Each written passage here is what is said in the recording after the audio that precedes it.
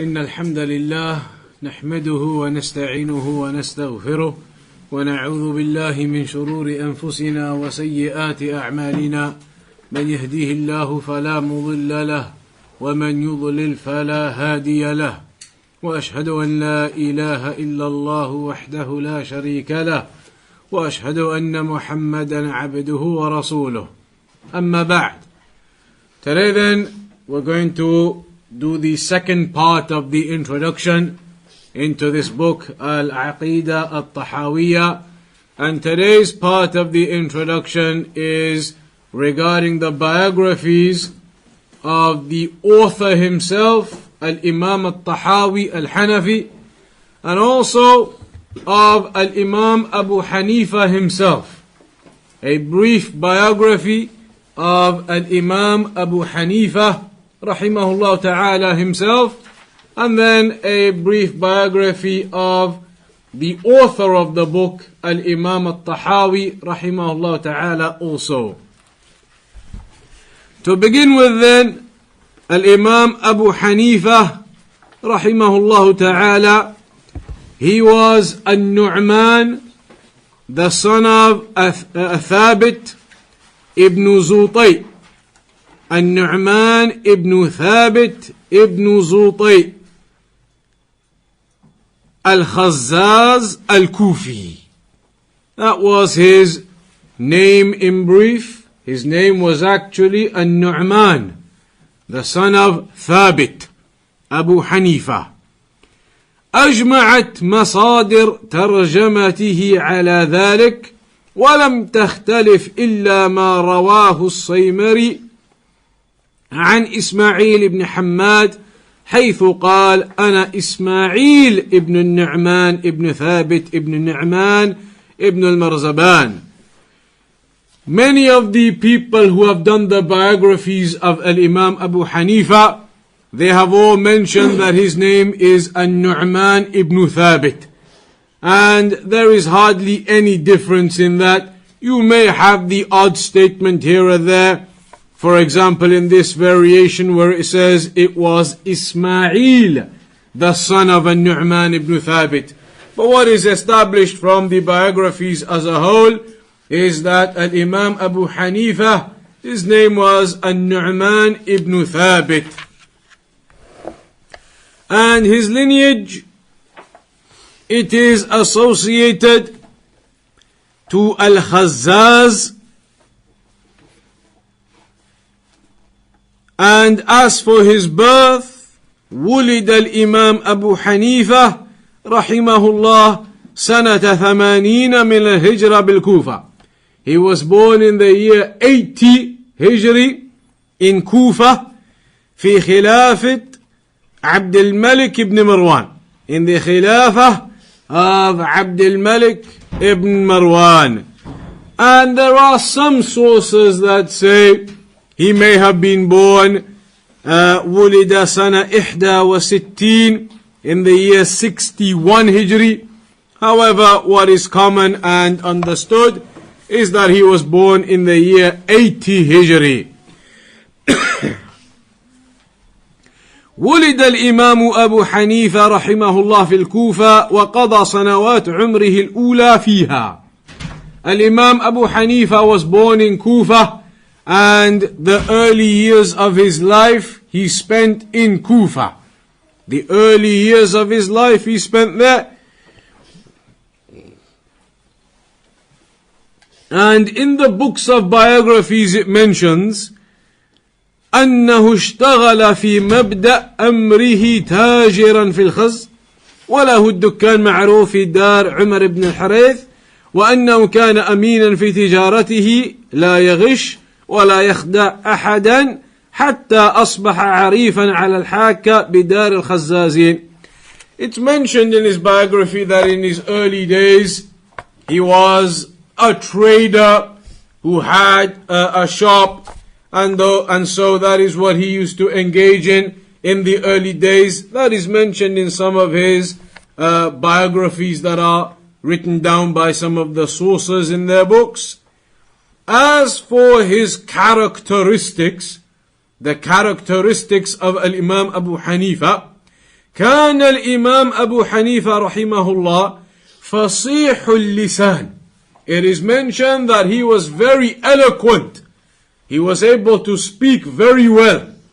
He was فصيح اللسان, excellent in his Arabic and his speaking and his speech. عذب المنطق إن تكلم, and he was very sharp and very clever in his logic when he used to talk. أحسن الناس منطقا, he was from the best of the people in terms of his logic and rationale and how he used to put the points across the people. وأحلاهم نغمة وأنبههم على ما يريد وكان جميلا تعلوه صمرا حسن الوجه والهيئة. Physically, it is mentioned that Abu Hanifa had a very good appearance, a beautiful appearance, handsome appearance, and that his skin color was a shade of brown, had a skin color on the shade of brown, and that he was very handsome looking in his appearance. نظيف الملبس, his garments and his clothes were always clean. طيب الرائحة, he always smelt very nice with the good fragrances on. حتى إنه يعرف بريح الطيب إذا أقبل أو إذا خرج من منزله قبل أن يرى. It is even mentioned that when Al-Imam Abu Hanifa used to come out of his door, even before he came out from a distance, people would recognize it's him coming from the fragrance that they would already catch. So, in terms of him himself, it's mentioned he was therefore smart and good looking in his appearance, and clean clothes and nice smell, and he had this good appearance, Al-Imam Abu Hanifa. وصفه تلميذه أبو يوسف. Abu Yusuf, one of the famous students of Al-Imam Abu Hanifa, he described Al-Imam Abu Hanifa and said, كان أبو حنيفة ربعا من الرجال ليس بالقصير ولا بالطويل. Abu Hanifa was medium height. He wasn't too tall and he wasn't too short. His student says Al-Imam Abu Hanifa was of a medium build, a medium height. وكان أحسن الناس منطقا وأحلاهم نغمة وأنبههم على ما يريد. ووصفه عمر بن حماد. Umar ibn Hammad described Al-Imam Abu Hanifa and said, إن أبا حنيفة كان طوالا, that he was tall, not too tall as we saw in the other description, but he was of good medium to high build. تعلوه سمرا, that he had this brown complexion. وكان لبسا حسن الهيئة, and he used to wear the good garments and his appearance was always nice and clean. كثير التعطر, and always had a lot of fragrance on. يعرف بالريح الطيب إذا أقبل وإذا خرج من منزله قبل أن تراه. That the people used to recognize it was Abu Hanifa coming from the smell of that beautiful fragrance, even before they saw him actually with their eyes. Also, from the descriptions that are given of him, تلميذه Abdullah ibn al-Mubarak. The famous Abdullah ibn al-Mubarak says, كان حسن السمت حسن الوجه حسن الثوب. That he was good in his speech and his quietness and how he used to behave in that mannerism of quietness and not being overly talkative, etc. And also he was very good in his appearance physically and also with his clothes. So you can see all of the descriptions of Al-Imam Abu Hanifa are saying that he used to be a man who was very neat and tidy, of good appearance, good garments, clean, always putting fragrance on, that he had this good appearance, Al-Imam Abu Hanifa. Abu Nu'aym Al-Fadl ibn Dukayn, another one of the famous ones from the Salaf. He says, كان أبو حنيفة حسن الوجه وَالثَّوْبُ وَالنَّعْلِ. That Abu Hanifa had a good appearance, his face, his garments, his shoes even. وَكَثِيرُ الْبَرْءِ وَالْمُؤَاسَاتِ لِكُلِّ مَنْ أَطَافَ بِهِ. So his appearance in all aspects, his face, physically, his clothes, even his shoes, they were all upon that good appearance and good look. وجملة القول في هذا المقام أن الإمام أبا حنيفة كان حسن السمت والمظهر نظيف الملبس مع حسن العشرة والبر والمواصاة لمجالسيه. Also in the biographies they mention that Imam Abu Hanifa was very nice and polite with the people that he used to sit with. He was very generous, kind, polite, and good manners with the people that he used to sit with. As for his moral characteristics, those were more like his physical characteristics. As for his moral characteristics, his behavior, it's mentioned he was wari'an taqiyyan, that he was a person of great modesty and practicing of the religion. Very humble and modest and practicing the religion properly. Practicing Islam, having taqwa of Allah, staying away from the haram, that he was a very humble and practicing person. شديد الذب عن محارم الله أن تؤتى, that he was very defensive of staying away from the haram things. Very careful about that in staying away from the haram. Zahidan, he had zuhd, that he wouldn't go after the excessive things of this world, that he only took what was required in humbleness and modesty. عرضت عليه الدنيا والأموال العظيمة فنبذها وراء ظهره. During his lifetime the riches of the world came to him, but he wasn't interested in the riches and the wealth and those affairs of this world.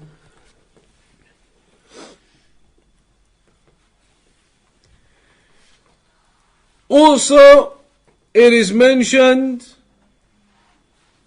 that Al-Imam Abu Hanifa during his lifetime was given positions of authority, but he didn't take them. He was given positions of authority. He was given jobs and roles of stature, of high position and rank, but he didn't take them. It's mentioned, أرسلني يزيد بن عمر بن هبيرة فقدمت بأبي حنيفة عليه فأراده على بيت المال فأبى. That it mentions here, Al-Rabi' ibn Asim says that Yazid ibn Umar told me to bring Abu Hanifa to him. So I brought Abu Hanifa, I got Abu Hanifa and I came with him. They wanted Abu Hanifa to be in charge of Baytul Mal. Baytul Mal, the Muslim treasury. You could call it the Muslim treasury. All of the finances and the money. They wanted Abu Hanifa to be in charge of all of that. Trustworthy individual, a person of taqwa. They wanted him in charge of the Muslim treasury. Yet he refused. He didn't want to take that position, didn't want to take that role and have that high-ranking position to be in charge of the Muslim treasury. So he refused, and it even mentions in his biography that they wanted him and they were forcing him, telling him, you've got to do it, and they even hit him. Said, you take the role, you be in charge of the finance. But he wouldn't take it. And then there is some other narrations also that he was given the role of being the judge, to be the judge of Kufa, etc., and that he would not want these positions and he refused these types of positions. So Al-Imam Abu Hanifa, it's mentioned, was a person of great modesty and humbleness and didn't care about these high positions and high ranks and high roles and to be in power, that he wasn't interested in these types of things of the world.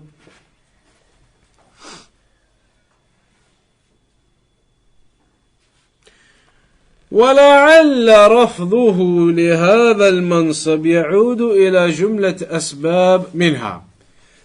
And maybe Abu Hanifa refused these positions and these roles. Perhaps it was because خوفه من Allah, his fear of Allah subhanahu wa ta'ala, that maybe he may not do justice to this great responsibility, etc. So maybe that was the reason he didn't take it. أو حيث خشي أن يجور في حكم من الأحكام التي تعرض عليه, or because maybe he feared when he had that position he may rule or judge in a manner that was not accurate and make errors in that role, so he didn't want to take those types of positions. Also from his characteristics, كان كريما جوادا سخيا بماله, he was very generous and very kind with his money that he used to give. He used to give with his money and give in charity. He was very generous with his money. Al-Imam Abu Hanifa. ينفق على العلماء مثل ما كان ينفق على عياله. Just like he used to spend upon his own family, he would spend upon the people of knowledge, the righteous people of knowledge, people who were scholars, and if they were in need, he would spend upon those righteous people just like he would spend upon his own family. وإذا اكتسى ثوبا فعل مثل ذلك وإذا جاءته الفاكهة والرطب وكل شيء يريد أن يشتريه لنفسه ولعياله لا يفعل ذلك حتى يشتري للعلماء مثله.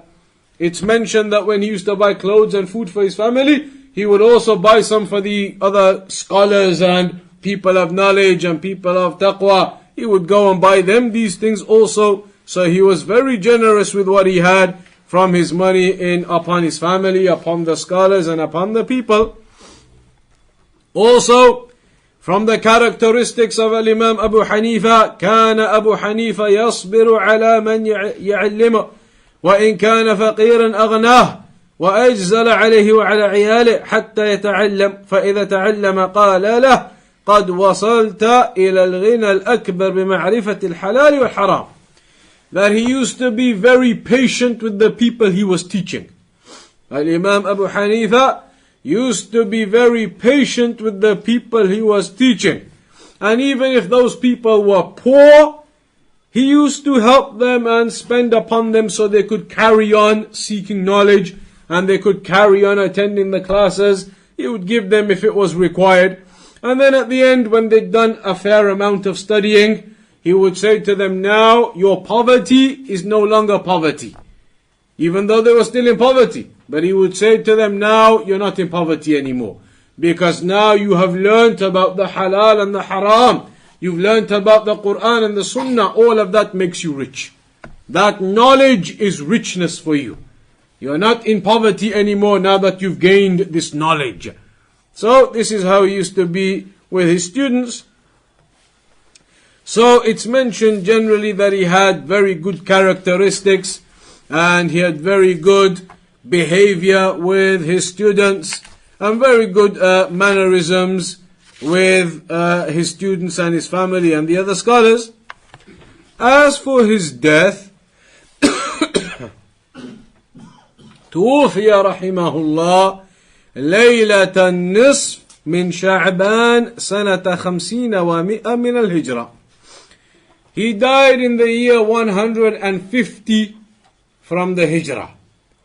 He was born in the year 80 Hijrah, 80 Hijri, which means he was born how many years after the death of the Prophet ﷺ? How many years after the death of the Prophet ﷺ was Abu Hanifa, Al-Imam Abu Hanifa born? Roughly 70.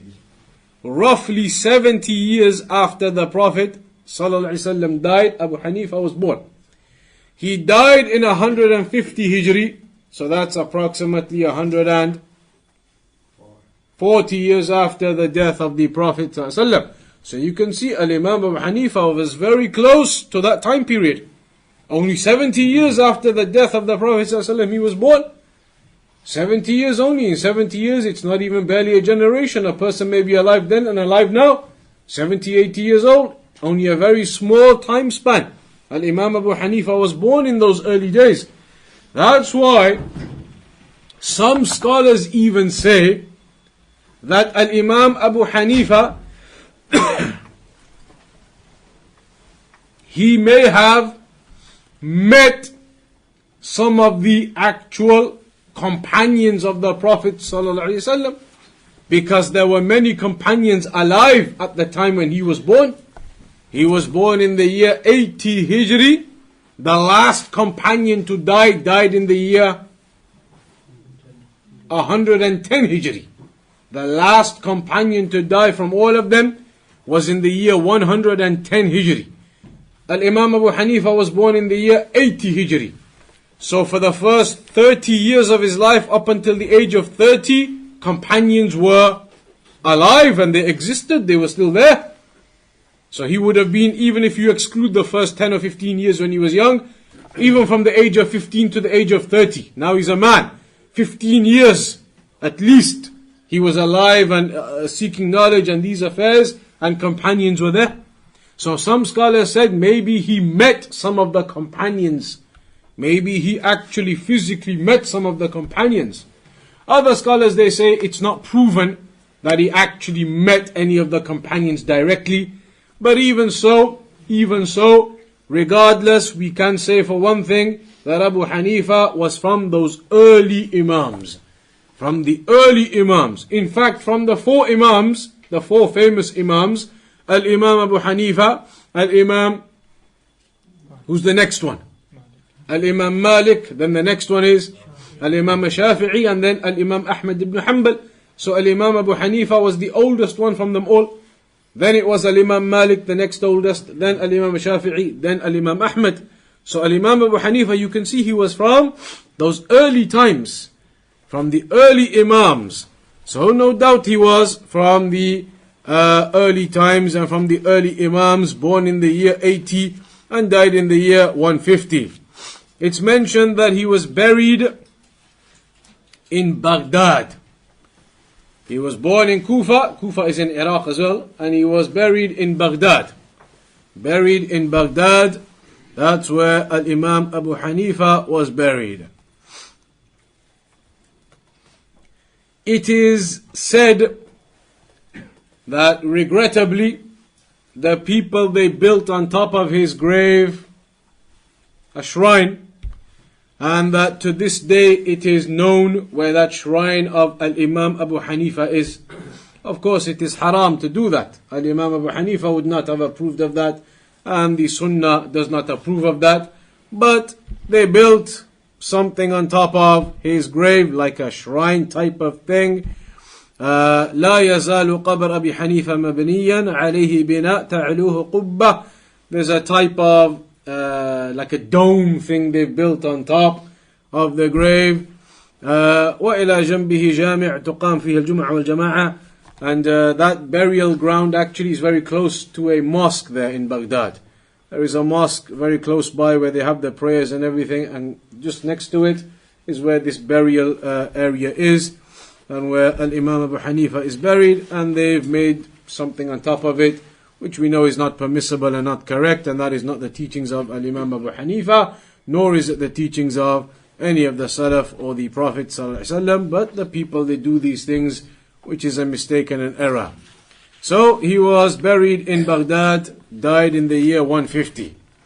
What can we say about the knowledge level of Al-Imam Abu Hanifa? We can say that, like we said already, Al-Imam Abu Hanifa was alive at the time of the Sahaba. Companions of the Prophet ﷺ were alive when Al-Imam Abu Hanifa was alive at the same time. For example, people like Anas ibn Malik. Anas ibn Malik radiallahu anhu, he died late on. So he was alive at the time when Al-Imam Abu Hanifa was alive. Or rather, Al-Imam Abu Hanifa was alive at the time when Anas ibn Malik was still alive. Abdullah ibn Abi Awfa, another example. However, as we said, it is not proven that Al-Imam Abu Hanifa took knowledge directly from companions, that he went and sat with companions. That is not proven. So at the younger age, like we said, at the younger age, he was preoccupied with some of this business that he had and this shop that he had. In the younger days, he was preoccupied with those types of things. But then, as he grew older, then of course, he started to realize regarding the affairs of knowledge and started seeking that knowledge. And so, when he began to seek this knowledge, one of the things that is mentioned, and this is one of the main differences between Al-Imam Abu Hanifa and the other three, Al-Imam Malik, Al-Imam Shafi'i, Al-Imam Ahmad ibn Hanbal. One of the biggest differences is that at the time in Kufa, where Al-Imam Abu Hanifa was born, in the year 80 Hijri, at that time it was not known, Kufa, that place, that area, was not known to be full of companions with chains of narration and hadith. There were many places known to be full of companions who had lots of hadith that they heard from the Prophet ﷺ, who they used to narrate to people. But Kufa was not recognized as one of those places. It wasn't one of those places where many of the companions were and they were narrating hadith they'd heard from the Prophet ﷺ. Actually, at that time, Kufa had very limited amounts of hadith being narrated by people. As opposed to Al-Imam Malik, Al-Imam Shafi'i, Al-Imam Ahmad, in the times when they were born and in the places where they were born and where they sought knowledge, hadith was widespread. Many people were narrating hadith. Many people had chains of narration. And so they had a greater access to hadith and chains of narration. Whereas Al-Imam Abu Hanifa, because of that environment, the way it turned out, there weren't many chains of narration and hadith and scholars narrating hadith. It didn't exist that much, just the way it was at that time, at that place. So Al-Imam Abu Hanifa had a restricted amount of those chains of narration and those hadith, whereas the other three had a lot more. That's why when you look at the four madhabs, which one is more different to the other three? It is the Hanafi madhab which is more different to the other three. Whereas Maliki, Shafi'i and Hanbali, a lot of the things they are very similar. But the Hanafi madhab in a lot of the things is actually very different. And this is one of the reasons. Because at that time, when Al-Imam Abu Hanifa was born, that area was not an area where they used to come and narrate a lot of hadith. Whereas Imam Malik, Shafi'i, Ahmad ibn Hanbal, they were in areas where there were lots of hadith. So their madhabs were based a lot more on actual hadith and texts that they had available. Al-Imam Abu Hanifa had a much more restricted amount of hadith and chains of narration. Therefore you notice in the Hanafi madhab of thinking and the ways of working out the evidences, it's a lot more having to derive things and infer things and come to conclusions about things. A lot more of that is required because they had much less narrations. So they had to work with what they had. So working with what they had required a lot more thought to be able to bring out rulings and to bring out understandings. It required a lot more thought and rationale going into things. Hence the conclusions they came to often differed a lot more to what Al-Imam Malik, Al-Imam Shafi'i, Al-Imam Ahmad came to. Their conclusions were a lot different because they didn't require as much of this inferring and deducing and taking out rulings from a limited amount of texts. They didn't have a limited amount, they had a huge amount. So for them it was simple. Hadith says this hadith says that, this hadith says that. And they could make their rulings very easily because they had a lot more access to these different narrations.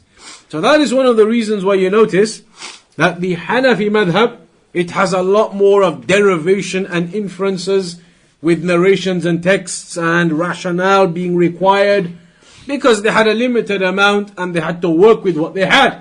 Whereas the others had a lot more. So that is one of the things mentioned about the environment that Imam Abu Hanifa grew up in, that it was not an environment of hadith. That was limited, it just so happened at that time at that place Kufa. Who were his scholars though that he learned from? We said that he was alive at the time of the companions, but it's not necessarily proven that he took knowledge from them. لكنه لم يجد في حال نشأته من يرشده لطلب العلم والأخذ عمن كان يمكنه السماع ممن أدرك منهم فاشتغل بالبيع والشراء إلى أن قيض الله تعالى له الإمام الشعبي فنبهه وحثه على الاشتغال بالعلم فأخذ من مشايخ وقته ما امتازوا به من العلوم. So in his early days, like we said, nobody really pushed him to seeking knowledge and learning from his very younger days. He didn't have that push to do those things from his environment. So he got involved with his shop and those types of things. But then afterwards, Al-Imam Al-Sha'bi, one of the great Imams of that time, he encouraged Al-Imam Abu Hanifa then to get involved with knowledge and start seeking, etc. And so that's when Al-Imam Abu Hanifa started to seek all of this knowledge. And when you look at the mashayikh that Al-Imam Abu Hanifa learned from, you will see a whole list of the names from the people who were from the Salaf. A whole list of names from the people of the Salaf. Muhammad ibn al-Munkadir, Ismail ibn Abdul Malik, Ibn Abi Saghayrat, wa Jabal ibn Sahim. There's a whole list. Hamad ibn Abi Sulaiman, Khalid ibn Alqama, Rabi'a ibn Abi Abdurrahman. Many from the Salaf of that time that he took his knowledge from. And these are famous ones. Simak ibn Harb, another famous Salaf. When you look at hadith now, when you look at hadith, you see many of these in the chains of narration. Many of these were narrators of hadith. Many of them had chains of narration. But as we said, his contact with many of the mashayikh of hadith was limited at the time, even though there were obviously mashayikh from his scholars who had those chains of narrations and narrations. So he took from a great number of these scholars of that time. The most famous ones, you could say Hamad ibn Abi Sulaiman, one of the famous scholars of that time. You could say Zayd ibn Ali ibn al-Husayn ibn Ali ibn Abi Talib. So that is then who? Zayd, the son of Ali, the son of al-Husayn, the son of Ali ibn Abi Talib, the great grandson of Ali ibn Abi Talib. That was one of the scholars of Al-Imam Abu Hanifa. Took knowledge from Zayd, who was the grandson of Al-Husayn, who was the son of Ali ibn Abi Talib. Also from the famous Salaf, you'll hear these names everywhere, Ata ibn Abi Rabah, another one of the famous Salaf. Adi ibn Thabit, again you'll hear this name a lot when you look into the books of the Salaf. Adi ibn Thabit. So you have a lot. Qatada ibn Di'ama, one of the most famous. Qatada ibn Di'ama, you'll see him in the chains of narration in hadith everywhere as well. Qatada ibn Di'ama, Qais ibn Muslim, and also Muhammad, the son of Ali, the son of Al-Husayn, the son of Ali ibn Abi Talib. Another one of the great grandsons of Ali ibn Abi Talib. So you can see that his scholars, they were famous scholars that he took knowledge from. Who were his students? Who were the students of Al-Imam Abu Hanifa? Again, they were many. أخذ العلم عن الإمام أبي حنيفة كثيرون من محدثين وفقهاء.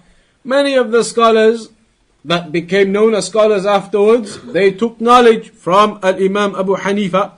And again, there's a big list of them. We'll skip the list. There's almost two pages worth of names here of all of his students. Many students that they had. From the most famous ones, Jarir ibn Abdul Hamid, Al-Hasan ibn Ziyad, Hafs ibn Ghiyath. That is one of the most famous. Hafs ibn Ghiyath, very famous. You'll see his name everywhere. Hamad ibn Abi Hanifa. Hamad ibn Abi Hanifa, who's that?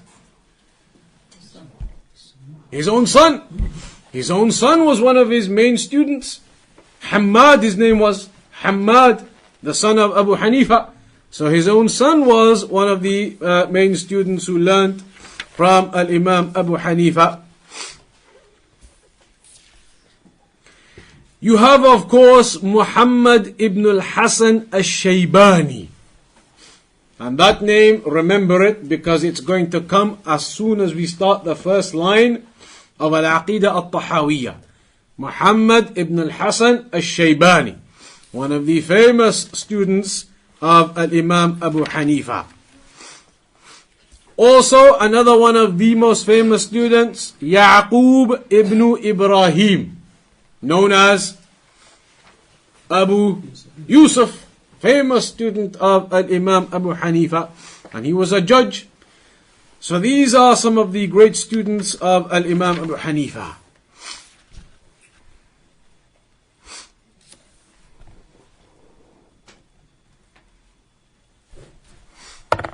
In terms of the knowledge that Al-Imam Abu Hanifa had, أراد الله بالإمام خيرا. Allah wanted goodness for Al-Imam Abu Hanifa. So Al-Imam Abu Hanifa, he left the speech and the way of the people of Kalam. This is something which existed in those times. What you may basically call philosophers. There were people who were philosophers. So when it came to understanding who Allah is, those philosophers were using their philosophy in trying to understand the names and attributes of Allah, and they had all types of philosophy that they would use, all taken from the olden days, from the Greeks and those types of people. So many of that type of philosophical people existed. However, Al-Imam Abu Hanifa didn't get involved and become like them. He didn't become one of these philosophical types of people talking about names and attributes like the people of deviation. He did not become like that. Allah wanted goodness for Al-Imam Abu Hanifa, so he learned the knowledge from those famous mashayikh upon the correct way of the Quran and the Sunnah. فاتصل بالعلماء من محدثين وفقهاء يأخذ عنهم. So he connected with the scholars, famous scholars of hadith and fiqh, and he started learning from them, from those famous scholars. من أجل ذلك نرى الإمام يجيب الخليفة العباس المنصور لما سأله يا نعمان عمن أخذت العلم، قال عن أصحاب عمر عن عمر، وعن أصحاب علي عن علي، وعن أصحاب عبد الله عن عبد الله، وما كان في وقت ابن عباس على وجه الأرض أعلم منه، قال لقد استوثقت لنفسك استوقظت لنفسك. He was asked, Al-Imam Abu Hanifa was asked, where did you take your knowledge from? And so he quoted, he said, from the companions of Umar, from Umar, and from Ali, and from Abdullah, from Abdullah.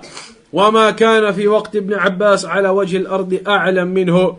And there was nobody more knowledgeable than Ibn Abbas at those earlier times. So he said, I took the knowledge from the companions of Ibn Abbas, indicating that the knowledge came from the true and correct source. In one narration he says, I took knowledge from Hamad, from Ibrahim, from Umar ibn al-Khattab and Ali ibn Abi Talib. That was his connection. He took from Hamad, who studied from Ibrahim, who studied from Umar ibn al-Khattab and Ali ibn Abi Talib. So he had great scholars upon the way of the Quran and the Sunnah. And that's why other scholars like Abdullah ibn al-Mubarak, they made statements like, Abu Hanifa afqahun nas. Al-Imam Abu Hanifa is the most knowledgeable of the people in the fiqh, in the understanding. So you get a lot of this praise from the scholars regarding Al-Imam Abu Hanifa. As for hadith, then like we've said before, the level of knowledge regarding hadith was limited at that time. اشتغل الإمام أبو حنيفة بطلب العلم وبطلب علم الحديث بعد سنة 100 للهجرة.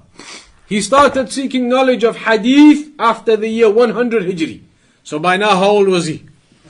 In his 20s. He got into his 20s when he started seeking knowledge of hadith. He was into his 20s by that time. فسمع الحديث من شيوخ أجلاء كثيرين تقدم ذكر بعضهم وارتحل في سبيل ذلك. ومع هذا فهو مقل في رواية الحديث، ولعل السبب في ذلك تشدده في الرواية، فهو لا يرى الرواية إلا لمن يحفظ. قال ابن الصلاح شدد قوم في الرواية فأفرطوه، وتساهل فيها آخرون ففرطوه.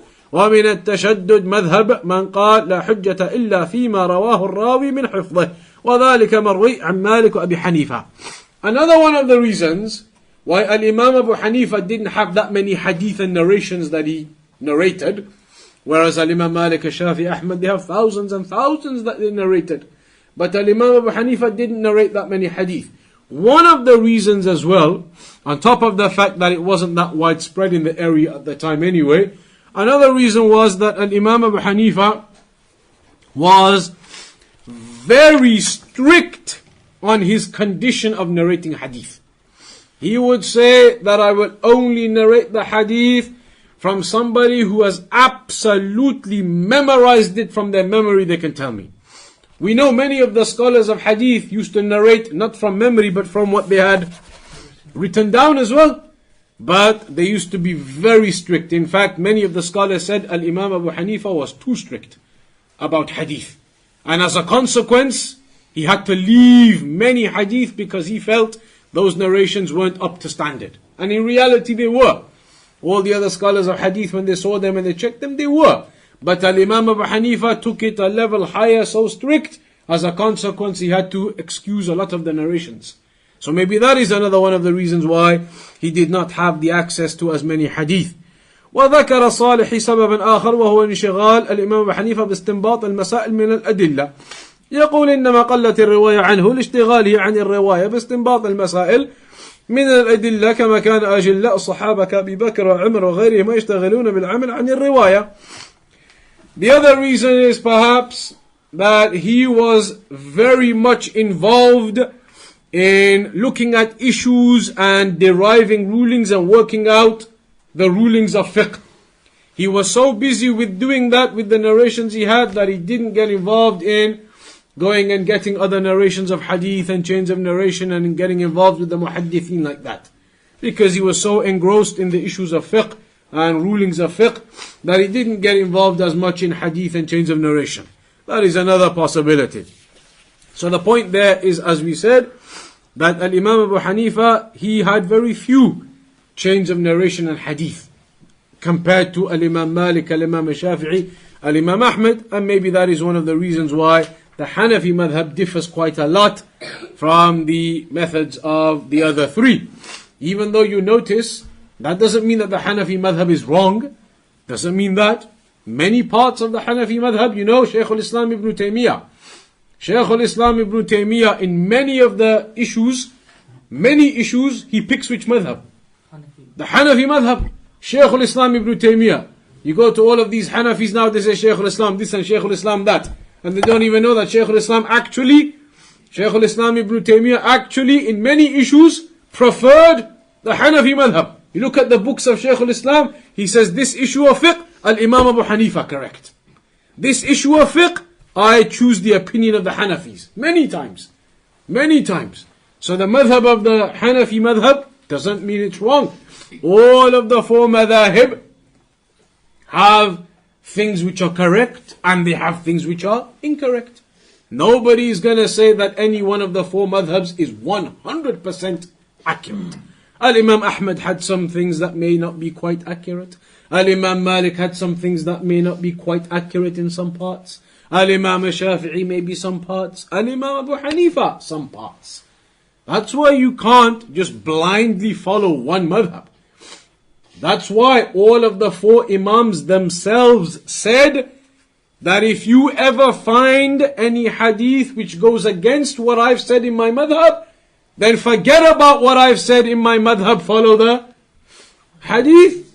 If you see a hadith now and it goes against what the madhab says, what do? Follow the hadith, follow the Prophet ﷺ, or say, no, I'm going to stick to my madhab anyway? How can you do that? What are you going to say on the Day of Judgment? On the Day of Judgment when it is said to you, so you heard about this hadith from the Prophet ﷺ, authentic hadith, which says do X, Y, and Z, but you ignored it and you said, I'm going to stick to my madhab which says do something else. How are you going to prove yourself on the Day of Judgment then? What are you going to say? So it's not about blind following. We don't blind follow any madhab. All of the madhahib, they have good things, they have some mistakes, they have some good. But you follow only the Prophet ﷺ absolutely. The Prophet ﷺ, the Sahaba. You follow the madhahib, but where you see that there is some error and the Sunnah says something else clearly, then you don't blindly carry on following the madhab in that, then you follow the Sunnah. So here, we can see from this brief biography that Al-Imam Abu Hanifa was a great alim, and he was a great man, and he was somebody who was practicing of the Sunnah of the Quran. Even when it came to the innovators, Al-Imam Abu Hanifa was strict on the innovators. He was strict on the innovators and the narrations of the innovators. So these are all some of the basics regarding Al-Imam Abu Hanifa. Shaykh al-Islam Ibn Taymiyyah said about him, Shaykh al-Islam Ibn Taymiyyah said about Al-Imam Abu Hanifa, he said, إن أبا حنيفة وإن كان الناس خالفوه في أشياء وأنكروها عليه فلا يستريب أحد في فقهه وفهمه وعلمه. Look at what Ibn Taymiyyah said about Al-Imam Abu Hanifa. He said, Al-Imam Abu Hanifa, even if people have gone against him in some things, and people have rejected some of the statements of Al-Imam Abu Hanifa, he says, even though people have opposed Al-Imam Abu Hanifa and rejected some of the things that he said and not accepted them, he said, you can't deny, there's no doubt about the level of fiqh and understanding and knowledge Al-Imam Abu Hanifa had. Even some things people might not accept from him, no problem. He says, you can't deny though how much knowledge and understanding, comprehension, and on the level of ability Al-Imam Abu Hanifa had. So he's praising him. He's saying, okay, no problem, people they opposed him in some things, but he was certainly a man of great knowledge. That is the statement of Ibn Taymiyyah about him. What about Al-Imam Abu Dawood? You know Sunan Abi Dawood. What did Al-Imam Abu Dawood say about Al-Imam Abu Hanifa? Al-Imam Abu Dawood said, رحم الله مالكا كان إماما رحم الله شافعي كان إماما رحم الله أبا حنيفة كان إماما. He said, may Allah have mercy upon Al-Imam Abu Hanifa, indeed he was an Imam. Al-Imam Abu Dawood said that. Al-Imam Abu Hanifa was indeed an Imam, may Allah have mercy upon him. What about Ahmad ibn Hanbal? One of the other four madhabs. What did Ahmad ibn Hanbal say about Al-Imam Abu Hanifa? He said, هو من العلم والورع والزهد وإيثار الدار الآخرة بمحل ولقد ضرب بالصياط على أن يلي القضاء لأبي جعفر المنصور فلم يفعل فرحمة الله عليه. He said, Al-Imam Ahmad ibn Hanbal said that Al-Imam Abu Hanifa, when it comes to modesty and humbleness and not bothering with the luxuries of the world and giving priority to the hereafter over anything in this world, when it comes to those things, he says Al-Imam Abu Hanifa was at a position, meaning that he was somebody very high upon that. He didn't care about this world, he was only caring about the hereafter. He didn't care about position and rank, he was only worried about the hereafter. Al-Imam Ahmad ibn Hanbal praises Al-Imam Abu Hanifa by saying this. Then he goes on to mention that story. Ahmad ibn Hanbal says, Al-Imam Abu Hanifa was even beaten to take the positions and the roles, but he refused. So may the mercy of Allah be upon him. فَرَحْمَةُ اللَّهِ عَلَيْهِ. Look at how the scholars of the Sunnah are praising Al-Imam Abu Hanifa. Ahmad ibn Hanbal, Abu Dawood, praising Al-Imam Abu Hanifa, Shaykh al-Islam Ibn Taymiyyah. Also Al-Imam Al-Dhahabi. You may have heard of Al-Imam Al-Dhahabi. He said, كَانَ إِمَامًا. Abu Hanifa was an Imam. وَرَعًا. That he was somebody very precautious with his religion and very humble with his religion and had much taqwa regarding his religion. عَالِمًا. He was a great scholar. مُتَعَبِّدًا كَبِيرَ الشَّأْنِ. A great worshipper of Allah, worshipping Allah upon obedience and practicing the religion. لا يقبل جوائز السلطان. He said Al-Imam Abu Hanifa never used to accept gifts from the rulers. all of the scholars are saying this about him. He wasn't bothered about gifts and prizes and position and rank and money at all. Never had any care for those types of things. So look at how the scholars of the Sunnah, famous scholars, are praising him. Famous scholars praising Al-Imam Abu Hanifa. Al-Imam Abu Hanifa wrote some books too. He wrote some books. Some of the books that he wrote, the famous one, Al-Fiqh Al-Akbar. There is a famous book written by Al-Imam Abu Hanifa, Al-Fiqh Al-Akbar. And there are others as well beyond that, but that is the famous one where he talks about some of the principles of the religion. So that is Al-Imam Abu Hanifa. And we can see that Al-Imam Abu Hanifa was a great scholar, praised by other scholars. One final point we want to mention about Al-Imam Abu Hanifa is what was his Aqeedah. Of course, when we study Tahaawiyah, Tahaawiyah is the Aqeedah of Al-Imam Abu Hanifa. That's why we're talking about the biography of Al-Imam Abu Hanifa now. Because when we study Al-Aqeedah Al-Tahaawiyah, that is the Aqeedah of Al-Imam Abu Hanifa. So his Aqeedah, as we will come to see, was the Aqeedah of Ahlus Sunnah wal Jama'ah. Al-Aqeedah Al-Tahaawiyah is the Aqeedah of Ahlus Sunnah wal Jama'ah.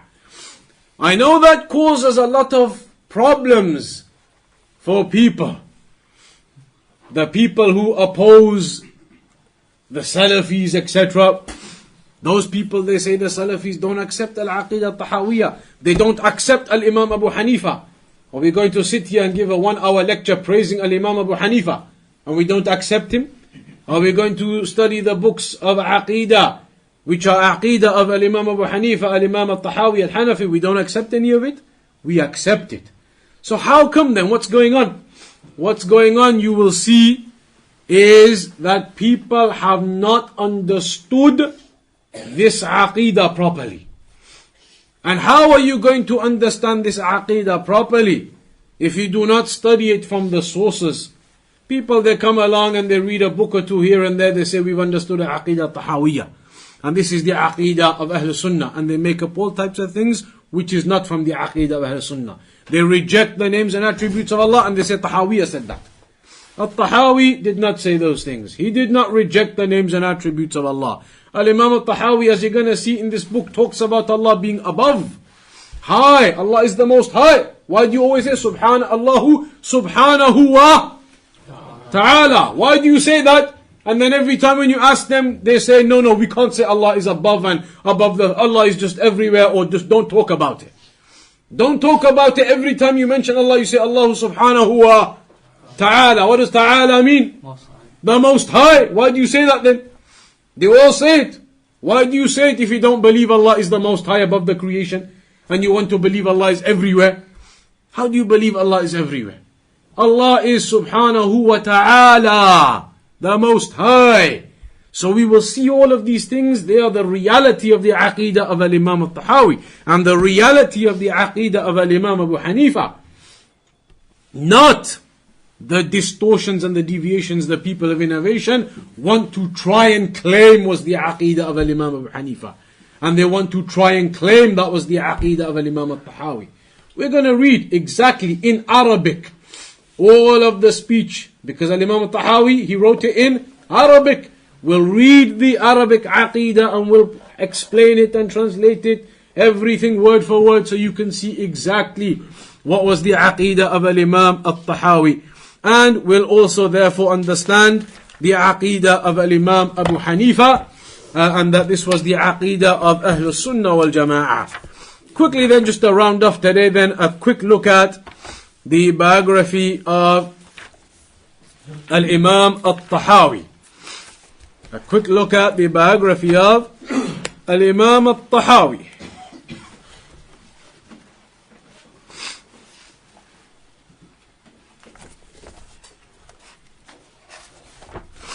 Al-Imam Al-Tahawi, he was Abu Jafar Ahmad ibn Muhammad.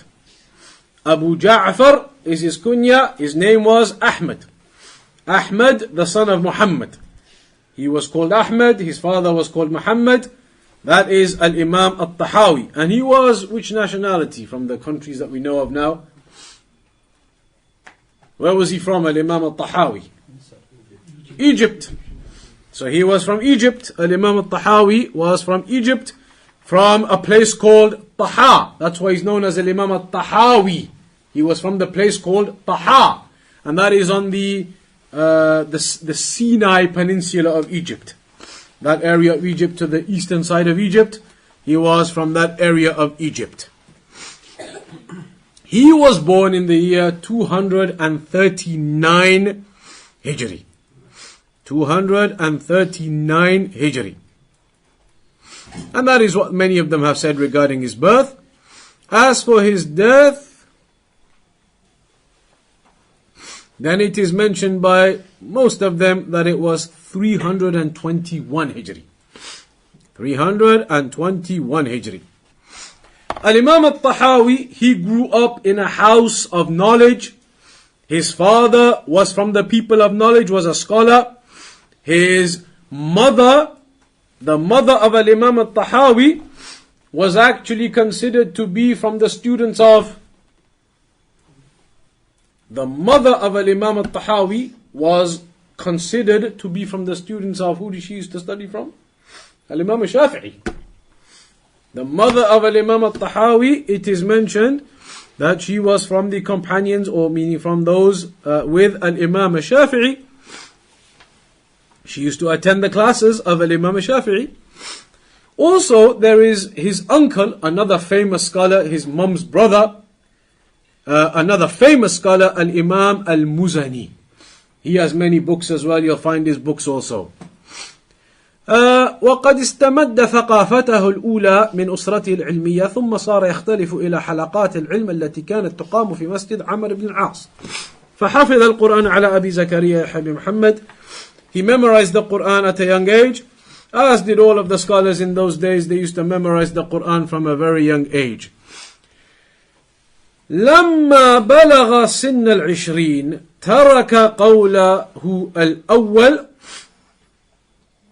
وتحول إلى منهج أبي حنيفة في التفقه وكان سبب في هذا التحول جملة أمور. So his mother was from the students of Imam Al-Shafi'i. His mother was from the students of Imam Al-Shafi'i, which means that he was raised up upon the madhab of Shafi'i, Al-Imam Al-Tahawi. But it mentions when he got to the age of 20, when he was 20 years old, he became Hanafi. He changed and accepted the Hanafi madhab, the way of the Hanafi teachings. So he changed over to that. Why did this change occur? Some of the scholars, they say because one of his uncles used to read the books of the Hanafis a lot. And so Al-Imam Al-Tahawi used to come across these books and things and read them, and in the end he decided actually that's better. So maybe that is one of the reasons why he changed over to the Hanafi way of fiqh. And there are other reasons the scholars they mention too. So initially he was not upon the Hanafi way, but then at the age of 20 he became upon the Hanafi way. And so that is why he is known as Al-Imam Al-Tahawi Al-Hanafi. And he similarly had many great scholars and many great students. From his great scholars, the likes of Abu Zur'a, Abd al-Rahman ibn Amr al-Dimashqi, Al-Rabi' ibn Sulaiman, Yunus ibn Abd al-A'la. They are all famous names. Again, you'll hear them a lot from the famous scholars. As for the people of knowledge, what did they say about Al-Imam Al-Tahawi? As-Sam'ani, for example, he said, Imam Al-Tahawi was an Imam. He was thiqa, thabt, absolutely reliable and trustworthy, a faqih, person of fiqh. So again, he was somebody of great knowledge also. He actually wrote several books. يعد الإمام الطحاوي من أقدر الناس على التأليف. He was known as one of the most able people in writing books, Al-Imam Al-Tahawi. And he wrote several different books, and the one that we're obviously going to look at is the Aqeedah of Al-Imam Al-Tahawi, the book in Al Aqeedah. That book in Al-Aqeedah actually, and many people won't know this, but it's only a summary of Aqeedah. It's not a detailed book. It is not actually considered as one of the big detailed books of Aqeedah.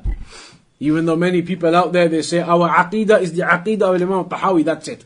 As though that is the ultimate book. It isn't. The book of Imam Tahawi is actually a small summarized version of Aqeedah. Not every single thing is mentioned in there. But it is reasonably comprehensive, covers the main points. So that is the book that we're going to look at. One final point to mention today is Ibn Abil Izz Al Hanafi. He is another great scholar, another Hanafi scholar, Ibn Abil Izz Al Hanafi. He did the explanation of the book of Imam Tahawi. That explanation is the one that we're going to use, of Abu Hasan Ali ibn Ala ad-Din Ali ibn Shams ad-Din Abi Abdullah Muhammad ibn Sharaf ad-Din Abil Barakat Muhammad ibn Izz ad-Din Abil Izz Salih ibn Abil Izz ibn Wahib ibn Ata ibn Jubair ibn Jabir ibn Wahab al-Adhru'i al-Asl al-Dimashqi al-Salihi al-Hanafi. So he was from Damascus, Ibn Abil Izz. He was Hanafi, as you can see in his biography. In all of the biographies the scholars have mentioned, he was from Damascus and he was Hanafi. Nowadays, people, they try to say to you that Ibn Abil Izz wasn't Hanafi. Why do they want to say that, even though in his biography everywhere it tells you he was Hanafi? Why do they want to exclude him from being Hanafi? Very simple reason. Because his explanation of Al Aqeedah Al Tahaawiyah is one of the good, legitimate, excellent explanations, which explains the real meaning, the proper understanding of the Aqeedah of Imam Al Tahawi, which actually happens to be the Aqeedah of Ahlus Sunnah, not the Aqeedah of the people of deviation. So now the people of deviation who want to try and misinterpret Al Tahaawiyah for their own reasons can't do it with the explanation of Ibn Abil Izz Al Hanafi, because his explanation is actually very good and it explains it properly upon the way of Ahlus Sunnah. So now what can they do? The only thing they can do is say that Ibn Abil Izz, he wasn't Hanafi. So then their people won't get confused. Why is the Hanafi scholar explaining the Aqeedah the way that the Salafis explain it? And this one's a Hanafi scholar. And the author, Al-Imam Al-Tahawi, is Hanafi as well. And the Aqeedah is of Al-Imam Abu Hanifa, where Hanafi began. Everything is Hanafi. So how come the Salafis can take this Aqeedah? So now to explain it, the only way they can do it is to say to everybody, Ibn Abil Izz wasn't Hanafi. He wasn't Hanafi. Go to his biography everywhere, they tell you he was Hanafi. But now all of a sudden they want to strip him. Strip that title away from him, he's not Hanafi anymore. So that they don't have to explain to people why his explanation is the true and good explanation of the Aqeedah of Imam Al-Tahawi. They want to use other explanations that have deviations in them. So anyway, we're not going to listen to any of that. Ibn Abil Izz is Hanafi. Al-Imam Al-Tahawi is Hanafi. Al-Imam Abu Hanifa is Al-Imam Abu Hanifa. And so that is what we're going to study then. That is the introductions done.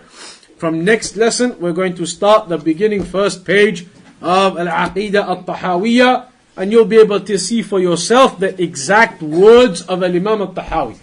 Not my words or anybody else's words. I'm not going to tell you this is the correct Aqeedah. We're going to see what Al-Imam Al-Tahawi says is the correct Aqeedah. And we'll see if that is different to what the Salafis, Ahlus Sunnah say, or we'll see if that matches what the people of innovation say. The words of Al-Imam Al-Tahawi. So inshallah, next session we're going to start the first page of this Aqeedah. But that next session, it's going to be in a while. For 2 weeks I'm going to be away. For the next 2 Sundays I am away, inshallah, abroad. So the class is going to resume in 3 weeks time, which is I think February 25th. I think February 25th. That's going to be the next class. There may be some other classes in the meantime. There may be some other classes, inshallah. Another one of the brothers will come and do some other classes, some other topics in the meantime. So classes will still be on, inshallah. But we'll carry on with this, the first page of Al-Aqeedah Al-Tahawiyyah, from February 25th, inshallah, in 3 Sundays time. So we'll conclude from that tonight then. Wa sallallahu ala nabiyyina Muhammad wa ala alihi wa sahbihi ajma'in.